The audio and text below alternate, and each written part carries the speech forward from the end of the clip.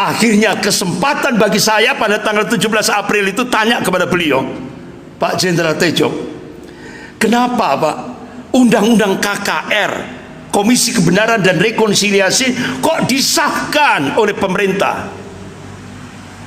Padahal itu kerja silent tokoh komunis gaya baru, yaitu Bejo Untung, yang ditopang oleh Cina dan partai kiri Jerman. Kenapa kok disahkan? Saya tanya kepada beliau, apa jawabannya? Ustadz, kita ditekan oleh mantan presiden IMF JP Prong di Belanda. Jadi Belanda sampai sekarang ini masih belum ridho terhadap kemerdekaan Indonesia. Jadi Belanda menggunakan tokoh-tokoh komunis baik luar negeri maupun dalam negeri, diundang di Belanda, di Den Haag Belanda, untuk mengadakan seminar komunis di Belanda untuk menekan Indonesia. Akhirnya lewat mantan presiden IMF JP Prong, Indonesia ditekan. Setelah itu tekanan yang kedua, kata beliau, kata Jenderal Tejo, Ustadz, kami ditekan oleh Jenderal Luhut Binsar Panjaitan. Karena Jenderal Luhut Binsar Panjaitan itu kan kadernya Jenderal LB Murdani, the real presiden. Jadi presiden yang real itu sebenarnya Luhut. Mr. Mulyono ini cuma boneka. Saya baru tahu, Pak. Akhirnya kata Jenderal Tejo, Ustadz sudah dengar enggak apa yang dijelaskan oleh Profesor Salim Said? Ternyata kata Profesor Salim Said, guru besar ilmu politik dan militer Universitas Indonesia, pamannya Jenderal Luhut Panjaitan itu adalah tokoh PKI. Makanya klop dengan Mr. Mulyono.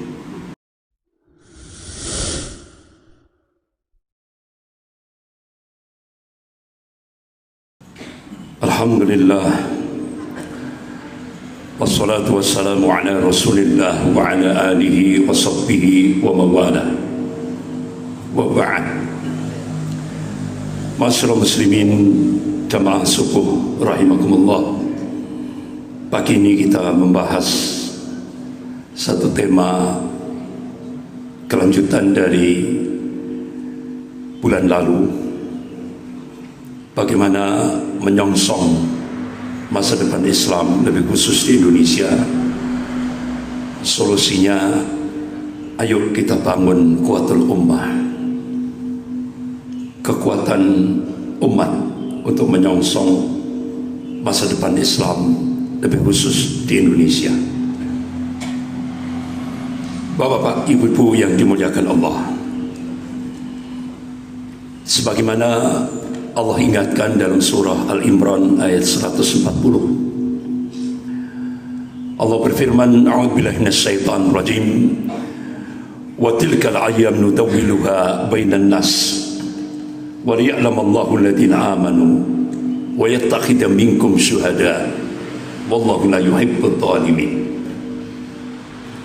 Dan masa kejayaan dan kehancuran, masa kemenangan dan kekalahan, Allah pergilirkan di tengah-tengah manusia ini, supaya dari situ bisa diambil ibrah, pelajaran. Wa liya'lamallahu alladziina aamanu, dan Allah ingin menunjukkan bukti kebenaran ini kepada hamba-hambanya yang amanu, yang beriman kepada Allah, yang muwahhid, yang mentauhidkan Allah dalam segala aspek kehidupan ini. Wa yattaqida minkum syuhada, dan Allah ingin menjadikan sebagian orang-orang mukmin ini gugur sebagai syuhada atau mati syahid. Wallahu la yuhibbudz dzalimin, dan Allah tidak menyukai orang-orang yang zalim. Sebagian mufassir menafsirkan wallahu la yuhibbudz dzalimin, itu maknanya Allah tidak menyukai orang-orang mukmin yang tidak mau berjihad, yang tidak mau berjuang di jalan Allah. Allah tidak suka itu. Masyaallah muslimin jamaah subuh rahimakumullah. Kembali kepada imperialisme Cina. Ini implikasinya Ipolisosbud Hankam. Ideologi, dampaknya selama 10 tahun ketika Indonesia berubah kiblat ke Cina saat dipimpin oleh rezim Mulyono, benar-benar dampaknya ideologi, politik, sosial, budaya, dan Hankam. Bahkan 10 tahun Mr. Mulyono melemahkan TNI. TNI dilemahkan. Bahkan Mr. Mulyono memberi karpet merah kepada Cina untuk membangun markas militer Cina di Kepulauan Natuna. Bahkan Cina minta Pulau Rempang Galam. Tujuannya apa? Karena Pulau Rempang Galam itu adalah laut dalam yang bisa memudahkan kapal-kapal selam Cina bisa merapat untuk memperkuat markas militer Cina yang ada di Natuna. Sementara Amerika, 15 pangkalan militer Amerika itu sudah mengelilingi Indonesia. Remote-nya di Darwin, Australia. Jadi Indonesia dalam aspek hankam, pertahanan, keamanan sangat-sangat danger, bahaya. Makanya alhamdulillah, wa makaru wa makarallah wallahu khairul makirin. Mereka membuat makar tapi Allah balas makar mereka, dan Allah sebaik-baik pembuat makar. Hampir 1 langkah lagi, kalau 3 periode itu jadi, langkah ke-9 Indonesia akan menjadi koloni Cina tanpa perang. Yang dikhawatirkan oleh ulama-ulama kita, apa yang terjadi di Uighur Cina bisa terjadi di Indonesia. Kalau 1 langkah itu, kalau 3 periode itu terjadi. Bahkan pakar-pakar intelijen dunia Peter Warren dan August Cole ketika melakukan riset di Indonesia, dia sudah memprediksi tahun 2030 akan terjadi bencana geopolitik di Indonesia. Apa yang dimaksud bencana geopolitik? Artinya tidak ada lagi Indonesia, yang ada adalah Indo-Cina. Itu yang dikhawatirkan. Tapi alhamdulillah makar Allah lebih dahsyat. Akhirnya ganti transisi kepemimpinan. Sehingga apa yang diingatkan oleh Allah dalam surah Al-Fat ayat 23, Masya Allah, terjadi di Indonesia. Allah mengingatkan, a'udzubillahi minasyaitonir rajim, sunnatullahi allati qad khalat min qabl wa lan tajida lisunnahi tabdila. Jadi kata Allah, sunnatullah itu sudah berlaku sejak dulu dan kalian tidak akan pernah melihat, menyaksikan perubahan akan sunnatullah. Artinya apa? Allah mengabarkan sejarah akan berulang. Kalau dulu pasca G30 SPKI, ABRI dan umat Islam bersatu melawan komunis. Alhamdulillah Allah berikan pertolongan, sukses. ABRI yang dimaksud pada saat itu RPKAD yang dipimpin oleh Letkol Sarwo Edi Wibowo. Nah, sejarah sekarang berulang. RPKAD itu sekarang jadi Kopassus, dan yang sekarang yang menjadi presiden adalah mantan Danjen Kopassus. Insya Allah sejarah akan berulang. Kopassus dan umat Islam akan bersatu melawan KGB, komunis gaya baru.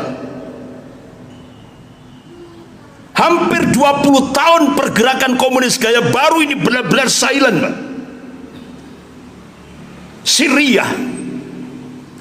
Tapi akhirnya mereka berhasil menguasai pemerintahan. Sehingga akhirnya Profesor Salim Said, guru besar ilmu politik dan militer Universitas Indonesia, beliau bikin video pendek dan itu disebar di medsos. Kata Profesor Salim Said sebelum beliau meninggal, kader-kader komunis sekarang ini di Indonesia sudah banyak yang menguasai pemerintahan. Sudah banyak yang jadi bupati, wali kota, gubernur, staf menteri, kepala staf presiden. Bahkan 200 lebih parlemen, anggota DPR itu dari kader-kader komunis. Bahkan ketua komisi 9 DPR pusat itu dipegang oleh kader Gerwani, Dr. Ripka Ciptani. Malah bikin buku, aku bangga jadi anak PKI. Bikin buku lagi, anak PKI masuk parlemen. Jadi 20 tahun mereka bergerak silent di bawah tanah. Akhirnya mampu menguasai pemerintahan. Sehingga akhirnya Profesor Salim Said memberikan statement di video itu. Jadi komunis gaya baru sekarang ini di Indonesia sudah berhasil melakukan balas dendam kepada umat Islam dan ulamanya dengan menggunakan kekuasaan. Tapi alhamdulillah, wa makar Allah wallahu khairul makirin. Sejarah berulang. Insyaallah Kopassus dan umat Islam akan bersatu lagi menghadapi komunis gaya baru. Dan ini sekarang sudah mulai terasa. Makanya kita tunggu nanti 1 tahun 2 tahun ke depan. Jangan lihat bulan per bulan, tapi lihatlah nanti hasilnya setahun 2 tahun yang akan datang. Bapak-bapak, ibu-ibu yang dimuliakan Allah. Oleh karena itu kita mencoba untuk menyelamatkan negara kesatuan Republik Indonesia ini dengan istilah yang sering saya sampaikan, yaitu ikhtiar kebangsaan. Kita harus ada action, tidak hanya sekedar teori. Tadi kan sudah saya sampaikan, pilar Indonesia itu TNI dan umat Islam. Jadi kekuatan Indonesia itu 2, TNI dan umat Islam. Sementara gerakan komunis ingin memisahkan antara TNI dan umat Islam. Itu yang harus kita waspadai. Oleh karena itu dengan ikhtiar kebangsaan kita mulai dari Malang. Kita mulai dari Malang. Itu sejak tahun 1994. Kenapa Malang? Karena Malang ini merupakan basis kristenisasi Asia Tenggara, barometer pusat kristenisasi Asia Tenggara. Tapi ternyata sudah berubah. Paus Fransiskus yang kemarin meninggal itu, sebelum meninggal dia mengangkat mantan kepala sekolah SMA Dempo untuk dijadikan tangan kanan Paus Fransiskus wilayah Asia Pasifik. Artinya apa? Malang sekarang berubah menjadi barometer kristenisasi wilayah Asia Pasifik. Yang menjadi pertanyaan kita, kenapa Paus Fransiskus tidak mengangkat tokoh-tokoh di Filipina? Karena Filipina itu mayoritas Katolik. Kenapa kok Malang? Berarti Malang menjadi barometer kristenisasi wilayah Asia Pasifik. Kalau kita lihat di lapangan, bapak-bapak, ibu yang dimuliakan Allah, model kristenisasi di Malang Raya ini hampir mirip dengan misionaris Inggris ketika melakukan operasi kristenisasi yang ada di wilayah Afrika Barat. Mereka menciptakan proyek segitiga emas. Pintu utara Batu Lawang Karangplosok, Batu Lawang Karangplosok. Pintu selatan Peniwen Sewaru Sitiarjo, Peniwen Sewaru Sitiarjo. Alhamdulillah, sejak tahun 1994 TNI dan umat Islam bersatu. Akhirnya kita didampingi oleh Ketua Majelis Ulama Jawa Timur, yaitu Bapak Kiai Misbah. Saya diajak beliau untuk menyampaikan berkas-berkas tentang proyek kristenisasi wilayah Malang Raya. Itu di meja itu ada map hijau, hijau muda. Saya serahkan semuanya pada Pangdam 5 Brawijaya 20 Juli 1994, yaitu Mayor Jenderal Haris Sudarno. Alhamdulillah, waktu itu kita di lapangan dibantu oleh Waas Intel Kodam 5 Brawijaya, yaitu Bapak Kolonel Pranghadi. Alhamdulillah, beberapa permasalahan kristenisasi di wilayah pintu selatan alhamdulillah terselesaikan. Tinggal pintu utara, alhamdulillah kita dibantu oleh Arhanud.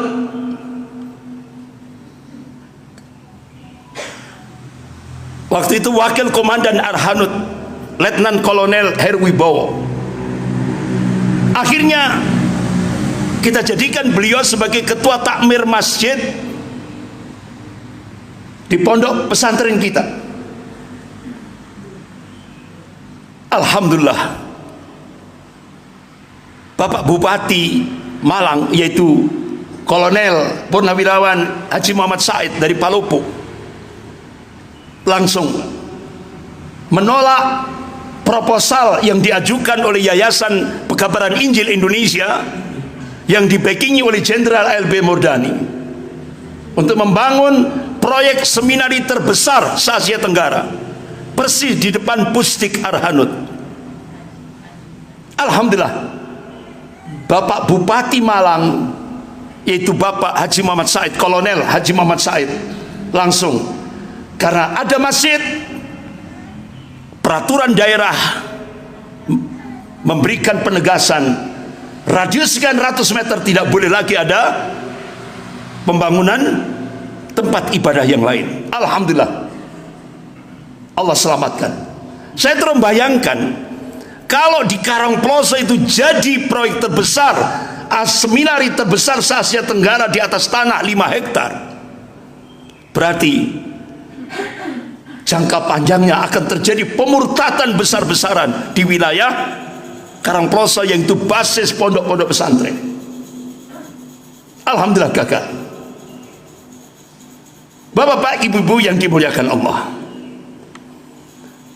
pada saat saya masih mahasiswa, qadarullah, saya diberi amanah untuk menjabat Ketua Gerakan Pemuda Islam Indonesia, sehingga akhirnya Mayor Jenderal Kiflan Zain, Panglima Divisi Kostrad, mengundang pengurus GPI dan PI, karena Mayor Jenderal Kiflan Zain itu adalah alumni PI.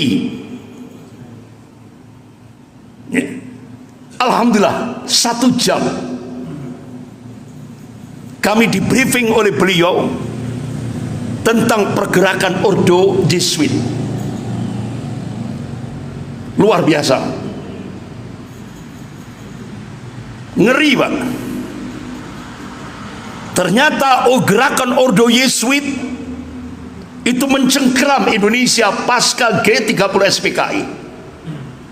Jadi saat ABRI dan umat Islam bersatu melawan komunis, tokoh Ordo Yesuit yaitu Peter Buck langsung masuk inner cycle, pusat kekuasaan. Siapa yang paling dekat dengan Presiden Soeharto? Akhirnya direkrutlah Jenderal Ali Murtopo. Padahal Jenderal Ali Murtopo itu keluarga santri dari Pantura, bapaknya tokoh Hizbullah. Yang menjadi pertanyaan kita, kenapa Jenderal Ali Murtopo berubah anti terhadap Islam dan anti umat Islam? Ternyata Peter Buck mengiming-imingi Jenderal Ali Murtopo, kalau Anda ingin menjabat RI 1 setelah Presiden Soeharto, syaratnya cuma satu: habisi umat Islam. akhirnya benar, Pak, berambisi untuk memegang RI, merebut RI 1. Akhirnya Jenderal Ali Murtopo artinya menjadikan Jenderal LB Murdani sebagai koordinator lapangan untuk melakukan operasi intelijen menjebak umat Islam. Sebagaimana yang dulu pernah saya sampaikan, mulai tahun 70-an Jenderal Ali Murtopo merekrut Nur Hasan Ubaidah dari Kediri, dijadikan sebagai imam Islam jamaah, tujuannya untuk menghancurkan Islam dari dalam. Islam jamaah berubah jadi Lemkari, Lemkari berubah jadi LDI. Tujuannya untuk menghancurkan Islam dari dalam. Itu promotornya Jenderal Ali Murtopo. Kemudian tahun 80-an Jenderal Ali Murtopo merekrut Adah Jailani untuk menghancurkan regenerasi Kartosuwiryo. Dia ciptakan komandemen wilayah 789 untuk menghancurkan Islam dari dalam. Komandemen wilayah 9 sampai kemarin digunakan untuk melakukan perang Neo-Cortex War, menghancurkan Islam dari dalam, yang dimotori oleh Panji Gumilang, Pondok Pesantren Az-Zaitun. Itu yang menciptakan pertama kali adalah Jenderal Ali Murtopo untuk merebut RI 1. Kemudian Jenderal Ali Murtopo merekrut Amran, disekolahkan ke Libya, ke tempat Muammar Gaddafi. Setelah lulus, Amran dijadikan imam jamaah Imron. Akhirnya oleh Jenderal Ali Murtopo dan Jenderal LB Murdani digerakkan dengan operasi Woyla, pembajakan pesawat Garuda di bandara Don Muang, Thailand. Tujuannya apa? Untuk memfitnah umat Islam. Berhasil, yang waktu itu dibantu oleh Jenderal Sintong Panjaitan. Kemudian peristiwa Usrah di Jakarta, puncaknya peristiwa Tanjung Priok. Ratusan umat Islam dibantai dengan cara-cara sangat biadab, sehingga malam itu selokan-selokan di kawasan Tanjung Priok penuh dengan darah umat Islam. Dan dini hari Jenderal LB Murdani melakukan evakuasi, itu dipakai skrop traktor, mayat-mayat itu di skrop, dilemparkan ke bak truk, dibuang ke laut, dan ada yang di kuburan massal. Ratusan umat Islam di Tanjung Priok. Tapi Jenderal LB Murdani mengumumkan besoknya yang mati cuma 3 orang, padahal ratusan. Kemudian peristiwa Horkonek, peristiwa Talang Sari Lampung, yang digerakkan oleh kader-kader Jenderal LB Murdani, yaitu Jenderal Hendro Priyono. Sampai akhirnya Aceh dibuat daerah operasi militer. Hampir 5.000 umat Islam dibantai dengan cara yang sangat biadab. Puncaknya di tempat kelahiran saya, di Banyuwangi, dengan bahasa sandi operasi ninja. Waktu itu Bupati Banyuwangi diminta untuk mendata dukun-dukun santet. Nah, kita waktu itu senang. Tapi apa yang terjadi? Presiden Soeharto paham betul, Pak, ini orang ambisi, sehingga akhirnya Jenderal Ali Murtopo dikotak jadi Menteri Penerangan sampai mati. Saya terus bayangkan, yo opo adab kuburnya sampai hari ini, Pak. Ribuan umat Islam dibantai gara-gara ingin memperebutkan jabatan RI 1. Syaratnya bantai umat Islam. Akhirnya bapak-bapak, ibu-ibu yang dimuliakan Allah, kita di Malang tidak diam. Akhirnya kita melakukan diskusi di Masjid Raden Patah, Universitas Brawijaya. Kita harus melakukan kisos. Apa kisos? Pembalasan. Akhirnya kita harus melakukan operasi kontra intelijen. Kita diskusi di Masjid Raden Patah, Universitas Brawijaya. Kalau dulu Peter Buck Ordo Yesuit, gerakan Ordo Yesuit, ya kan? Dia merekrut Jenderal Ali Murtopo. Ayo, sekarang kita harus melakukan kontra intelijen. Akhirnya kita bersama dengan teman-teman Fakultas Teknik Universitas Brawijaya, Mas Salman CS, nembus inner cycle. Siapa yang paling dekat dengan Presiden Soeharto? Yaitu Profesor B.J. Habibie. Alhamdulillah, Pak Habibie langsung merespon dan menerima proposal kita. Hanya Pak Habibie langsung melapor kepada Presiden Soeharto. Alhamdulillah, Pak Harto mulai berubah haluan. Yang kemarin ke merah, alhamdulillah berubah ke hijau. Sehingga akhirnya kita mencoba merintis pendirian Ikatan Cendekiawan Muslim di Universitas Brawijaya. Tapi apa yang terjadi? Ya Allah, setelah sukses kita, Jenderal LB Murdani, kader Jenderal Ali Murtopo, melakukan bumi hangus. Ternyata Jenderal LB Murdani sudah sampai tahap ke-8. Tahap pertama, kedua, ketiga, keempat, kelima, keenam, beliau berambisi untuk merebut RI 2. Gagal. Karena dari Malang kita melakukan kontra intelijen. Pak Harto lebih condong kepada B.J. Habibie.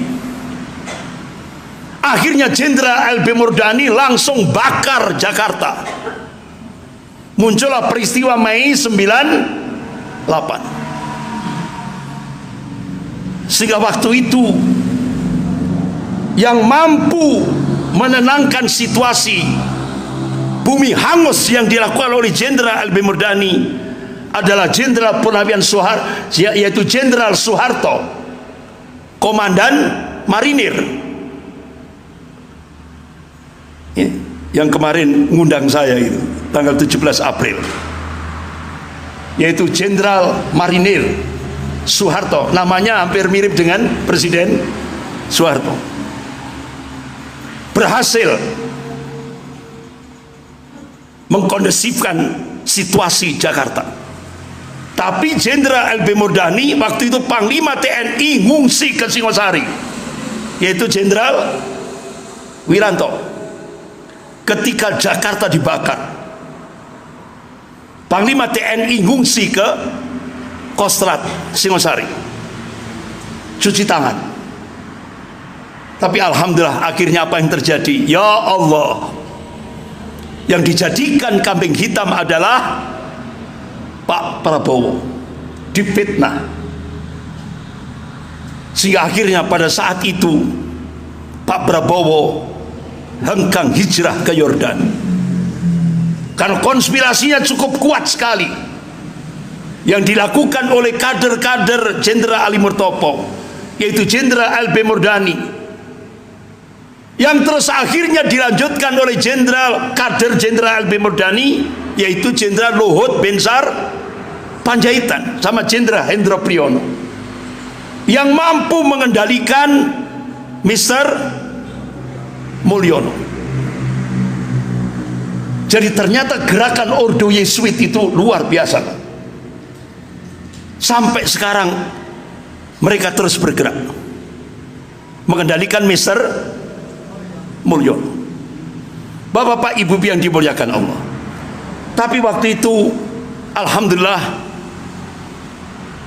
saya diberi kesempatan untuk diundang oleh Presiden Habibie, dan saya ucapkan terima kasih kepada beliau, karena pada masa pemerintahan Habibie walaupun 8 bulan umat Islam merasakan jadi tuan rumah di rumah sendiri.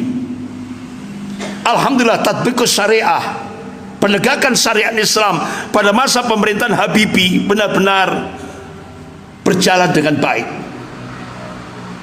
Pada saat beliau muncul undang-undang peradilan agama, disahkan oleh Presiden Habibie.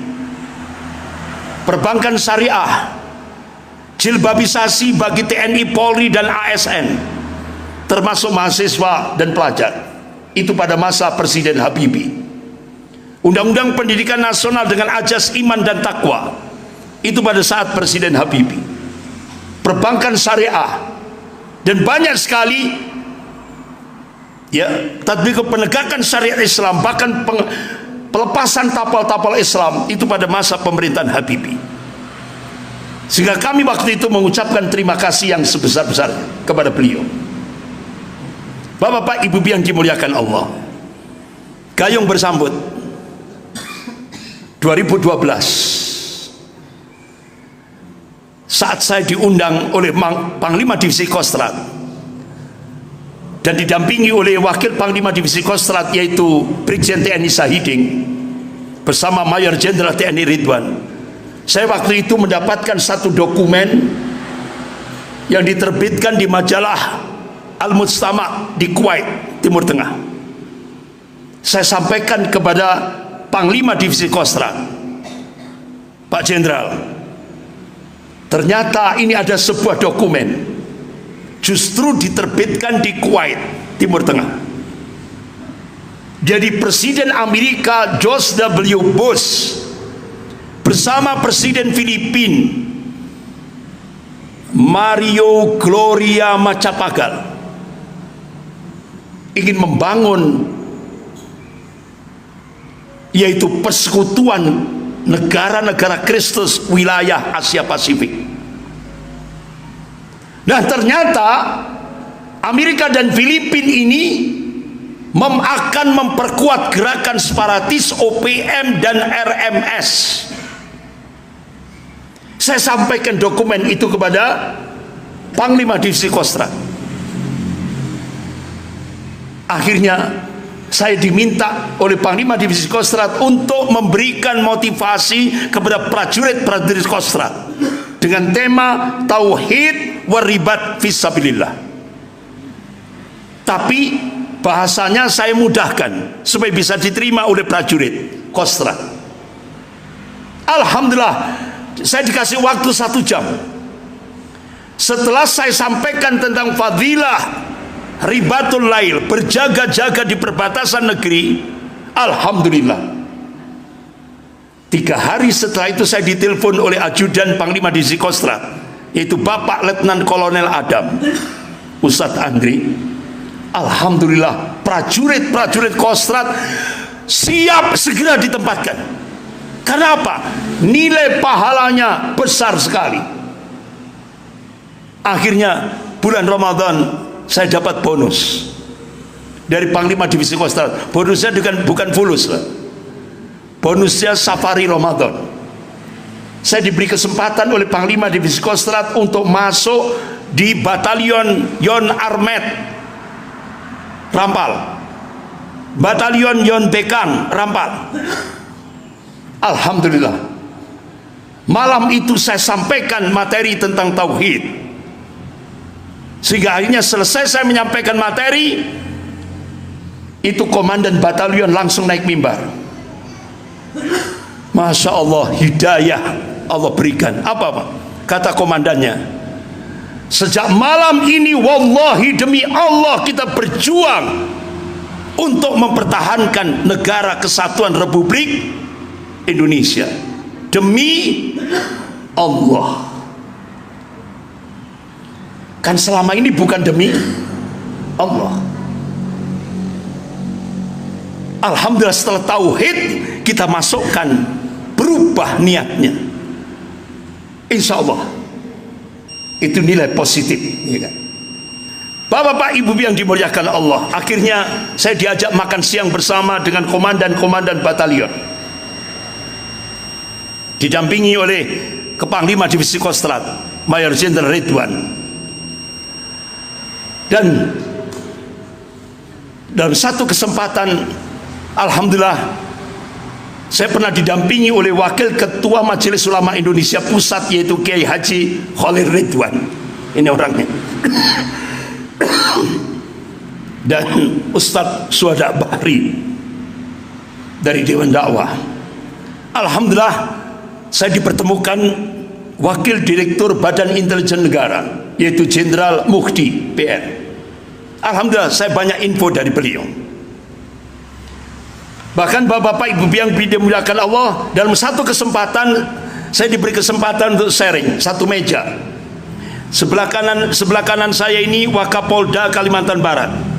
Yang tengah ini Pak Rio, ini dari Propam Mabes Polri. Yang pojok ini dari Kejaksaan Negeri. Kita sharing. Kemudian bapak-bapak, ibu yang dimuliakan Allah, beberapa waktu yang lalu saya diundang oleh mantan Panglima TNI, yaitu Bapak Jenderal Purnawirawan Gatot Nurmantio. Saya masih ingat beliau. Beliau pada saat jadi Panglima, beliau tegaskan benteng terakhir Negara Kesatuan Republik Indonesia itu adalah umat Islam.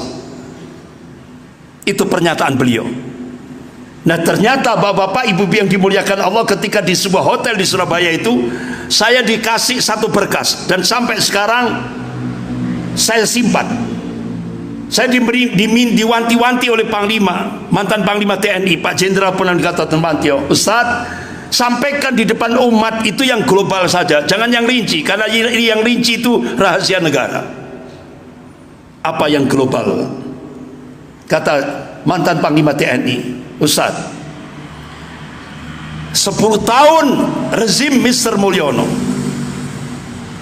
ternyata puncaknya Mr. Mulyono mengeluarkan keputusan Presiden nomor 17, merubah sejarah. PKI bukan pelaku, tapi oleh Mr. Mulyono PKI dirubah jadi korban, bukan pelaku. Itu atas keputusan Presiden Mr. Mulyono nomor 17 itu. Berarti pelakunya berubah. Siapa pelakunya? Yang dulu yang dibantai PKI itu umat Islam dan TNI, ya kan? Nah, sejak Presiden Mr. Mulyono dirubah, PKI bukan pelaku, PKI korban. Ini loh Pak, 20 tahun pergerakan komunis berhasil menguasai pemerintahan dan merubah sejarah. Sampai akhirnya Mr. Mulyono mengeluarkan impres, instruksi presiden, sehingga akhirnya beliau pakai apa namanya, kalau istilah bahasa Jawa, nabok nyile. Yang dipakai alat adalah Profesor Mahfud MD, jadi Menko Polhukam waktu itu. Akhirnya dengan instruksi presiden, akhirnya pemerintah minta maaf pada PKI. Puncaknya pemerintah memberikan santunan pada 5.000 keluarga PKI. Sudah terlaksana? Sudah.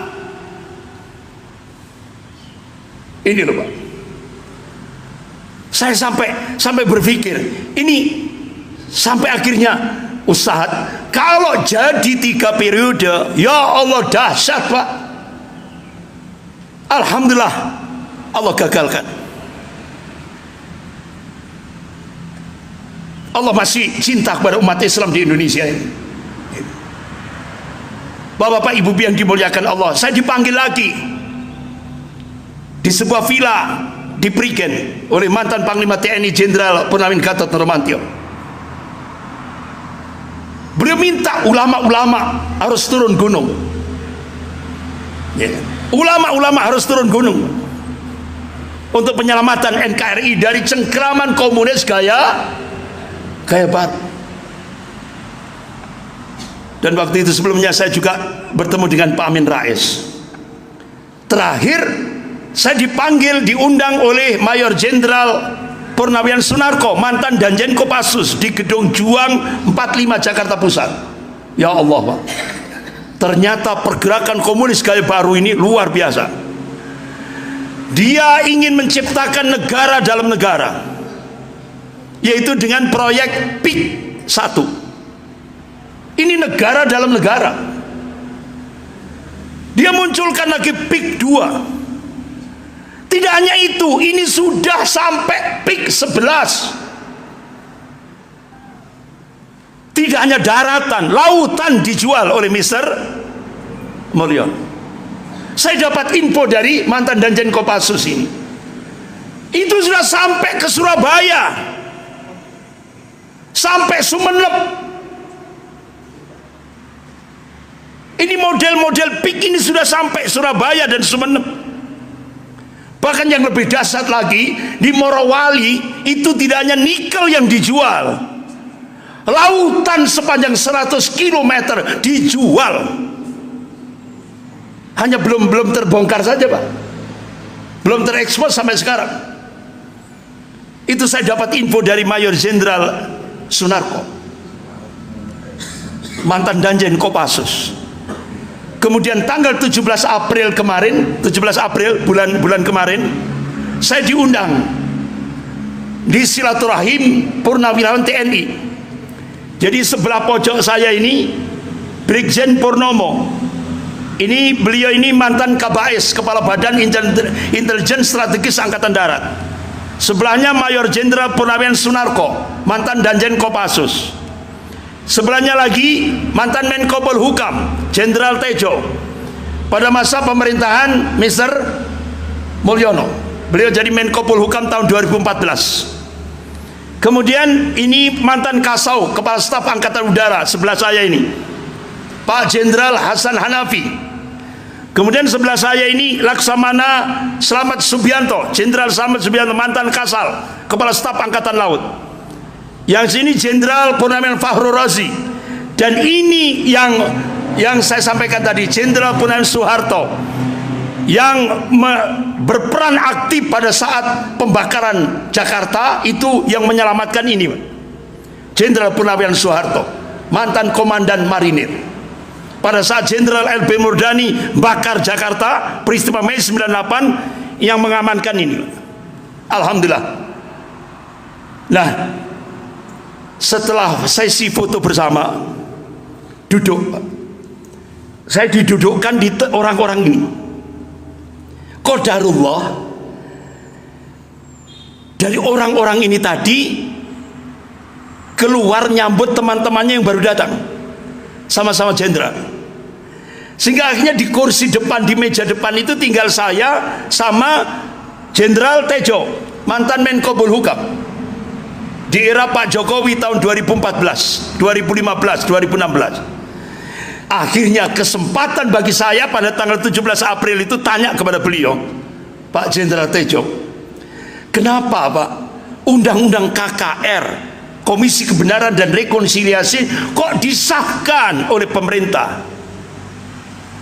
Padahal itu kerja silent tokoh komunis gaya baru, yaitu Bejo Untung, yang ditopang oleh Cina dan partai kiri Jerman. Kenapa kok disahkan? Saya tanya kepada beliau, apa jawabannya? Ustadz, kita ditekan oleh mantan presiden IMF J.P. Prong di Belanda. Jadi Belanda sampai sekarang ini masih belum ridho terhadap kemerdekaan Indonesia. Jadi Belanda menggunakan tokoh-tokoh komunis baik luar negeri maupun dalam negeri, diundang di Belanda, di Den Haag Belanda, untuk mengadakan seminar komunis di Belanda untuk menekan Indonesia. Akhirnya lewat mantan presiden IMF J.P. Prong, Indonesia ditekan. Setelah itu tekanan yang kedua, kata beliau, kata Jenderal Tejo, Ustadz, kami ditekan oleh Jenderal Luhut Binsar Panjaitan. Karena Jenderal Luhut Binsar Panjaitan itu kan kadernya Jenderal LB Murdani, the real presiden. Jadi presiden yang real itu sebenarnya Luhut. Mr. Mulyono ini cuma boneka. Sampai akhirnya Jenderal Luhut Binsar Panjaitan mengadakan seminar PKI di Hotel Arya Duta Jakarta. Puncaknya hasil rekomendasi dari seminar PKI yang diadakan oleh Jenderal Luhut Binsar Panjaitan di Hotel Arya Duta Jakarta, minta pemerintah untuk membongkar kuburan massal PKI yang ada di Blitar kepada Menteri Pertahanan, yaitu Jenderal Riyamizat Riyakudu. Alhamdulillah, satu-satunya menteri yang menolak pembongkaran kuburan massal PKI di Blitar adalah Jenderal Riyamizat Riyakudu. Nolak perintah Presiden. Apa alasannya? Kalau kuburan massal PKI yang ada di Blitar Selatan itu dibongkar, otomatis kuburan massal umat Islam wajib juga dibongkar, yang dibantai oleh PKI, termasuk 6 jenderal dan 1 perwira di Lubang Buaya. Itu yang dikhawatirkan oleh Jenderal Riyamizat Riyakudu sebagai Menteri Pertahanan, agar terjadi konflik horizontal. Itu yang tidak diinginkan oleh beliau. Akhirnya perintah Presiden ditolak. Saya baru tahu, Pak. Akhirnya kata Jenderal Tejo, Ustadz sudah dengar enggak apa yang dijelaskan oleh Profesor Salim Said? Ternyata kata Profesor Salim Said, Guru Besar Ilmu Politik dan Militer Universitas Indonesia, pamannya Jenderal Luhut Panjaitan itu adalah tokoh PKI. Makanya klop dengan Mr. Mulyono. Udah. Bapak-bapak, ibu-ibu yang dimuliakan Allah, nggak usah diperpanjang, langsung masuk materi. Loh, ini tadi berarti prolog, Pak. Temanya membangun kekuatan umat. Jadi baru masuk materi. Langsung saya percepat. Bapak-bapak, ibu-ibu yang dimuliakan Allah, apa solusinya? Setelah apa yang saya sampaikan, saya paparkan tadi, ayo kita bangun kuatul ummah. Bagaimana kembalikan akidah al-wala wal bara yang sudah sering kali saya sampaikan. Karena itu masalah prinsip, loyalitas dan penolakan. Kobarkan semangat jihad fisabilillah sebagaimana telah ditegakkan oleh Rasulullah dan para sahabatnya. Yang ketiga, lakukan i'dad, persiapan baik madiyah maupun ma'nawiyah, fisik maupun non fisik, di tengah-tengah lemahnya kaum muslimin. Karena itu perintah dari Allah dalam surah Al-Anfal ayat 60. A'udzubillahi minasyaitonir rajim. Wa'idul lahum mastata'tum min quwwah. Siapkan untuk menghadapi mereka kekuatan apa saja yang kalian sanggupi. Bahkan Rasulullah menafsiri sendiri surah Al-Anfal ayat 60 itu tentang al-quwwah. Qala Rasulullah sallallahu alaihi wasallam, ala innal quwwah ar-ramyu, ala innal quwwah ar-ramyu, ala innal quwwah ar-ramyu. Diulang-ulang sampai 3 kali oleh Rasulullah. Ini hadis sahih riwayat Muslim. Jadi kekuatan itu melempar. Kemudian ayo bangun persatuan dan kesatuan shaf di tengah perselisihan umat. Kenapa? Allah sudah menegaskan, a'udzubillahi minasyaitonir rajim, wa'tasimu bihablillahi jami'an wa la tafarraqu. Dan berpegang teguhlah kalian semuanya pada tali agama Allah. Wala tafarraqu, jangan kalian berpecah belah. Allah enggak suka. Dan Rasulullah memberi wasiat, qala Rasulullah sallallahu alaihi wasallam, al jama'atu rahmatun wal furqah adabun. Bersatu itu rahmat, berpecah itu adab. Ini wasiat Rasulullah. Ayo bangun persatuan dan kesatuan shaf. Nah, kira-kira Pak, realitas di lapangan yang menyatukan dengan yang memecah lebih kuat mana? Ternyata kenyataan di lapangan lebih kuat yang memecah. Karena yang memecah pakai min amplopi bin fulus. Berapa Pak? 20 triliun seluruh Indonesia. Makanya ayo dari masjid kita ukuhkan umat Islam, jangan mudah dipecah belah. Yang kelima, bangun generasi 554, generasi surah Al-Maidah ayat 54,